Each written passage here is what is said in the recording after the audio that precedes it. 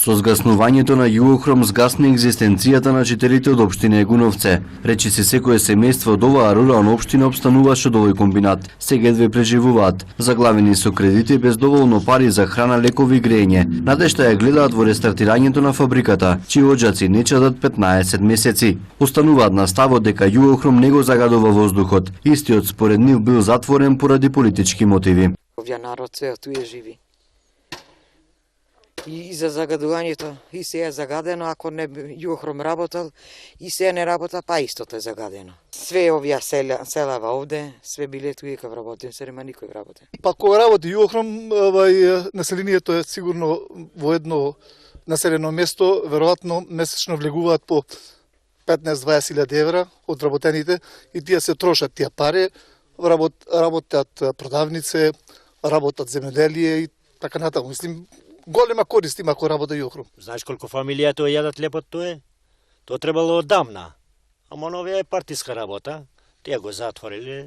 Југохром престана да работи на 1 ноември 2016 година, откако Министерството за животна средина донесе одлука дека комбинатот не ги исполнува еколошките услови за производство. Му наложи на комбинатот доколку сака да работи да изгради филтер станица. Ја посетивме фабриката. Моментално таму работат околу 50 луѓе кои го држуваат системот за производство. Од раководството на комбинатот велат дека во меѓувреме интензивно се работи на изградба на металната конструкција на филтер станицата која се изработува во Скопје. Целиот систем велат изнесува 4,5 милиони евра. Дел од сумата е веќе платена.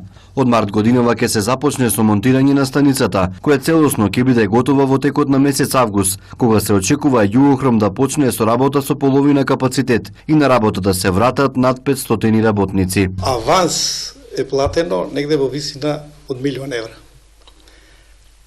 Договорот со ФАКОМ платен е околу 25%, 30% од цената на чинене. Комплетно челичната конструкција треба да изработи ФАКОМ. И отприлика деловите, односно уредите кои имаат поголем рок на испорака, како што се вентилатори, филтер вречи, платено е аванс, заради тоа што рокот на испорака некаде околу 6 месеци.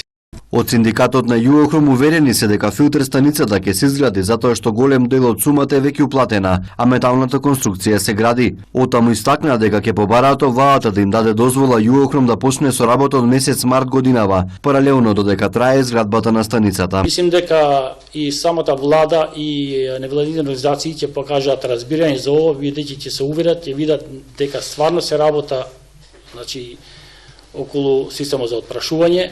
Југохром е еден од поголемите индустријски капацитети во земјава. Неговото неработење значително влијае на падот на индустријското производство, кој во последно време го бележат статистиките.